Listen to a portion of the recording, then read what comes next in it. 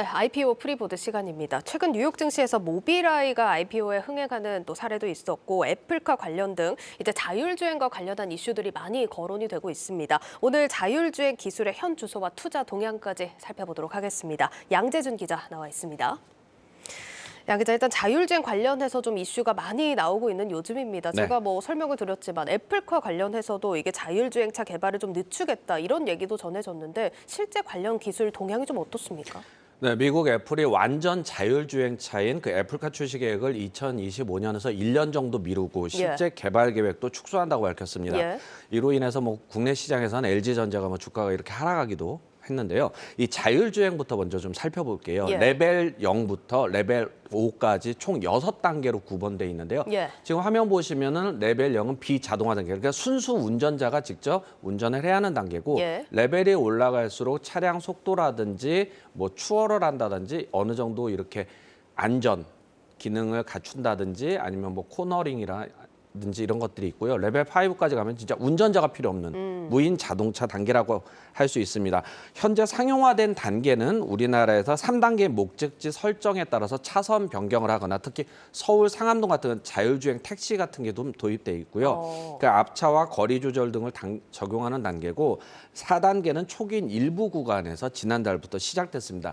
이것이 무엇이냐면 간단히 말씀드리면 그 레벨 0은 운전자가 반드시 있어야 하고 전방 주시, 핸드폰을 하거나 이러면 절대 안 되는데 레벨 5단계 그 완전 자율에 가면은 두 손 놓고 다른 걸 해라. 유튜브를 보든지 핸드폰을 하든지 왜 운전을 알아서 이젠 해주니까 핸들이나 이런 것들이 없다. 이렇게 이해하시면 좀 편하실 겁니다. 애플카와 같이 운전대와 패널이 없는 레벨 5의 경우는 그 5G 통신망, 데이터 센터 인프라, 그리고 사회적 합의. 예를 들어서 차량 사고가 나면 보험 제도가 어떻게 되니 여러 가지들 필요하거든요. 이런 것들이 여러 변수가 좀 얽혀져 있습니다. 지난달 25일부터 그 현대차가 대규모 투자에 나선 42- 청계천 그 일부 구간에서 레벨 4단계 수준인 그 자율주행 버스를 운행하고 있습니다. 국내에서는 내년부터 3단계 수준 일부 자동차에 본격적으로 차량 양산이 되면서 적용이 될 예정이고 레벨 4 수준의 셔틀버스는 지금 운행이 조금씩 지금 청계천 같은 경우에서 지난달부터 조금씩 이제 확대될 것으로 기대하고 있습니다. 그렇군요. 지금 우리가 가장 익숙하게 듣고 또 사용을 하는 게 자동차 분야이긴 합니다만 이런 자동차 외에도 물류도 그렇고 항공, 로봇 이런 관련 산업에서도 상용화가 속속 되고 있다면서요? 네, 실제 자율주행하면 보통 자동차를 많이 떠올리는 경우가 있습니다. 그런데 하지만 자율주행이 굉장히 많은 부분에 있습니다. 대표적으로 산업용 드론 같은 데서도 활용이 되고 있고요. 예전 같은 경우는 자율주행 같은 경우는 어떤 기술이 구현됐다. 사실 이제 어떤 걸 보여주는 포지티브 테스팅 개념이었다면 지금은 상용화를 기준으로 인공지능과 빅데이터를 합성하면서 이 딥러닝 교육까지 하면서 사물 인식, 처리 등에 대한 솔루션 형태로 도입되고 있습니다. 특히 차량이 가다가 예를 들어 코너, 좌회전을 하거나 우회전을 할 때 돌발 사항이 발생할 수 있는 코너링 학습도 상당히 지금 많이 하고 있고요. 아마 내년쯤 되면은 이렇게 운전자가 내려서 주차도 자동적으로 이렇게 되는 기술들이 좀 구현될 것으로 업계에서는 좀 예상하고 있습니다. 그 돌발 상황 등 모든 경우를 대비해야 하고 높은 신뢰도를 요구하기 때문에 그 인공지능 솔루션의 개발은 데이터 처리를 위한 반도체 설계, 특히 차량용 반도체 같은 경우는 약 일반 차량보다 5배 이상 들어갑니다.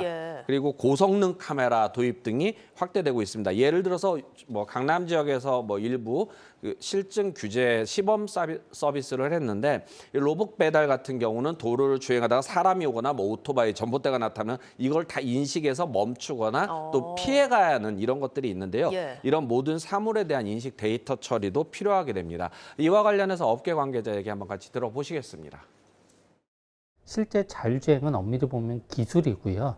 이게 차량에 사용되면 자율주행 차량이 되는 거고 드론에 사용되기도 하고 이제 로봇 그리고 자율운행 선박 같이 굉장히 다양한 부분에 사용이 되고 있습니다. 자율주행 기술의 특징에 크게 두 가지가 발생을 하게 되는데요.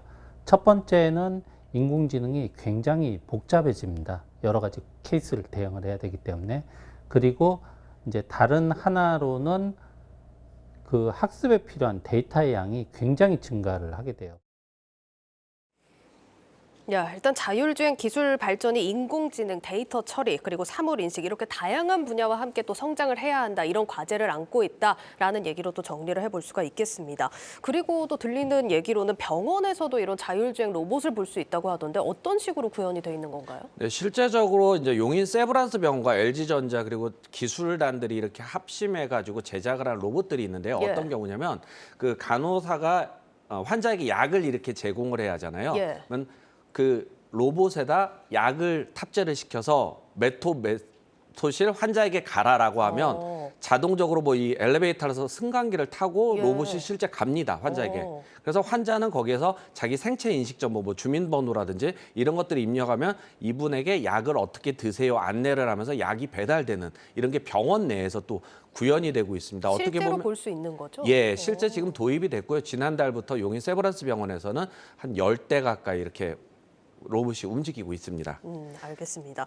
일단 뭐 이렇게 우리 주변에서도 이제 쉽게 볼 수 있는 게 이런 자율주행 로봇이 될 것 같은데 이와 관련해서 지금 대기업뿐만 아니라 뭐 글로벌 기업, 벤처 캐피탈 할 거 없이 투자금이 쏠리고 있다 이런 얘기도 들리고 있습니다. 어떻습니까? 지금 투자 동향은? 네, 현대차 그룹은 지난 8월에 인수한 자율주행 스타트업 포티투닷의 그 추가 투자를 검토하고 있는 것으로 알려져 있습니다. 지금 네. 공시는 나왔는데 뭐 확정된 사항은 아니고 나중에 추후 공시를 하겠다 이렇게 밝혔는데요. 자율주행용 인공지능 기반 카메라 인식 소프트웨어를 개발하는 스트라드 비전 같은 경우는 미국의 앱티브와 글로벌 자동차 부품 업체인 독일 ZF 프리드리 사펜 등이 참여한 가운데 1,076억 원의 그 시리즈 C 투자 유치를 했습니다. 예. 서울 로보틱스는 지난 9월 308억 원의 시리즈 B 투자 유치를 받았으며 독일 BMW로 많이 알려져 있는 곳과 협력해서 인프라 기반의 자율성 그 기술로 자동차 물류 시장에 접근하고 있습니다. 이 자동차 물류 시장이 또 어떤 분야냐면 예.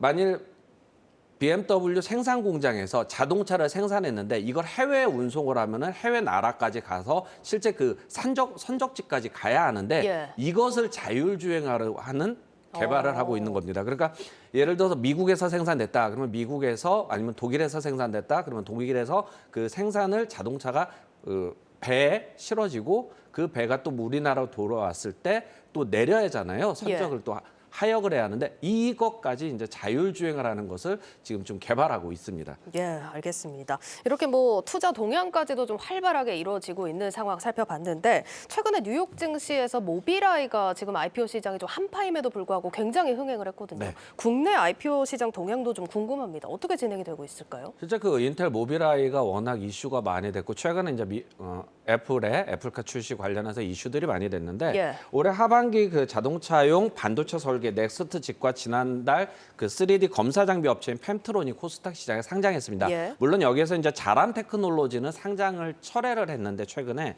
그 내년에 센서텍과 인피닉, 트윈이 그다음에 리어스랩 같은 기업들이 코스닥 시장 상장을 지금 준비하고 있습니다. 자율주행 그 데이터 업체인 인피닉의 경우 지난 10월 한국거래소에 성장성 특례를 통한 그 코스닥 상장으로 해서 이 상장 예비 심사 신청서를 제출을 했습니다. 인피닉은 전문기관 두 곳에서 기술평가경과 AA 그리고 A 등급을 획득했고 현대차, 퀄컴 등 글로벌 40여 개 자율주행 관련 기업 그리고 공공기관과 자율 분야에서 협업하고 있습니다. 여기서 기업 공개를 준비하고 있는 박준영 인피닉 대표 얘기 같이 한번 들어보시겠습니다. 지난 10월에 거래소에 이제 신청서를 내고 현재 절차를 진행을 하고 있습니다. 거래소에는 워낙 여러 가지 절차들이 있기 때문에 내년에는 좀 진행이 되지 않을까 기대를 하고 있습니다. 최고 등급의 기술성 평가를 받았음에도 성장성으로 진행을 하고 있는 그런 면을 볼 때 저희는 이런 본질적인 가치에서 굉장히 자신이 있다. 다수의 글로벌 기업들과 이제 비밀 유지 계약을 맺고 본계약에 앞서 진행을 하기 위한 실증 프로젝트들을 현재 진행을 하고 있습니다. 네, 오늘 이렇게 국내 자율주행 기술에 대한 동향 살펴봤습니다. IPO 프리보드 양재준 기자였습니다.